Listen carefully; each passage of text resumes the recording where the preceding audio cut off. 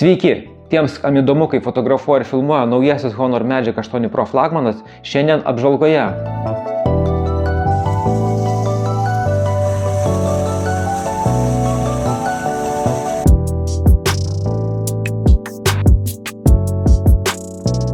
Daugiau nei mėnesį naudojusi Honor Magic 8 Pro flagmanu, todėl prisikaupė nemažai nuotraukų bei vaizdo failų, kuriais noriu pasidalinti.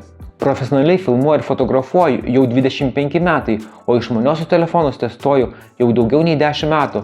Įdomiausia man visada yra išmaniųjų telefonų kameros.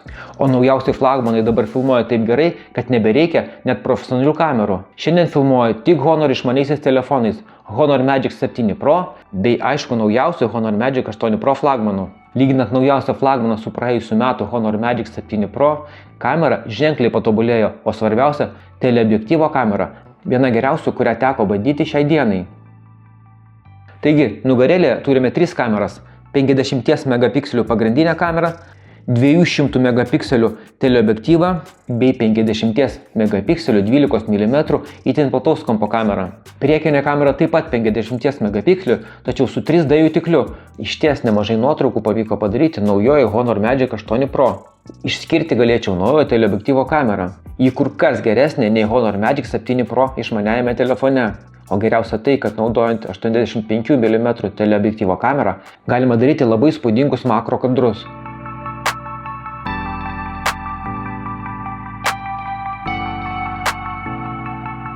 Honor Magic 8 Pro turi labai daug židinio nuotolių, kuriais galite fotografuoti. Turime 12 mm itin plataus kampą, su kuriuo galima fotografuoti ir 18 mm pasirinkimu. Taip pat turime 23 pagrindinę kamerą, su kuria galima fotografuoti 28 mm pasirinkimu ar 35 mm židinio nuotoliu. Taip pat turime 46 mm pasirinkimą, su kuriuo galima fotografuoti 50 mm židinio nuotoliu. Taip pat turime naują 85 mm teleobjektyvo kamerą su 3,7 kartų skaitmeniniu priartinimu. Galima rinktis 170 mm židinio nuotoliu.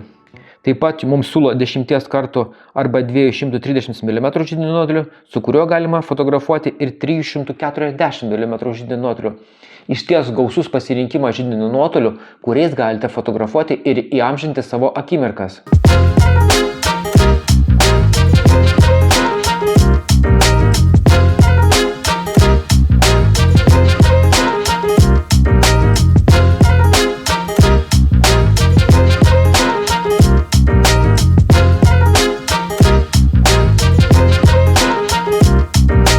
Naudojant 10 kartų didesnį priartinimą viršutiniame kampe atsiranda dirbtinio intelekto ikonėlė, kurią pasirinkus nuotraukos apdorojamos dirbtinio intelekto pagalba.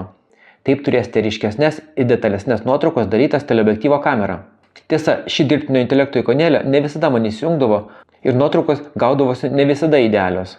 Maksimalus skaitmeninis priartinimas yra iki 100 kartų. Tik aš dažniausiai naudoju tos priartinimus, kuriuos siūlo kameros trumpiniai iki 340 mm židinio nuotolį. Maksimali filmavimo raiška Honor Magic 8 Pro yra 4K iki 120 kadrų per sekundę. Tai galima daryti su pagrindinė kamera ir teleobjektyvo kamera. Norint naudoti visas kameras, reikia pasirinkti 4K iki 60 kadrų per sekundę filmavimą. Tada bus galima naudoti ir itin plataus kampo kamerą. Bei įprastų fotografavimo ir filmavimo režimų taip pat turime nakties, portreto pasirinkimą, profesionalų filmavimą ir fotografavimą, kelių vaizdo įrašų pasirinkimą, sulėtintą pasirinkimą, panoramos, tapimą šviesa, ilguosius intervalus, super makro, didelės skyros pasirinkimą, scenos filmavimą arba fotografavimą. Pakankamai daug įvairių fotografavimo ir filmavimo režimų, kuriais galite fiksuoti savo kasdienės akimirkas. Gaila, kad pasirinkus rankinius nustatymus arba pro filmavimą nėra galimybės filmuoti 4K 120 kadrų per sekundę sulėtintai. Turime tik tais 4K 60 kadrų per sekundę filmavimą. Filmuoti 4K 120 kadrų per sekundę filmavimą tik auto režimu. Naujajame Honor Magic 8 Pro atsirado šoninis mygtukas, kurį galite pasirinkti pagal savo poreikius. Valdyti kamerą, įjungti dirbtinio intelekto asistentą ar kitas funkcijas. Honor Magic 8 Pro flagmaną gavau gerokai anksčiau, nei pasirodė prekyboje.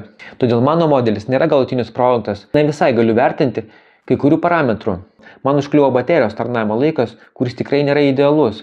Gal nepatiko tai, kad pagrindinė kamera dabar neturi kintamos diafragmos. Kai Honor Magic 7 Pro išmaniajame telefone galėjai rinktis vieną 4 arba 2 diafragma. Saulėtą dieną su Honor Merki 7 Pro pavykdavo padaryti įspūdingų kadrų. Užkliuvo tai, kad dirbtinio intelekto nuotraukų apdorojimas pakankamai agresyvus.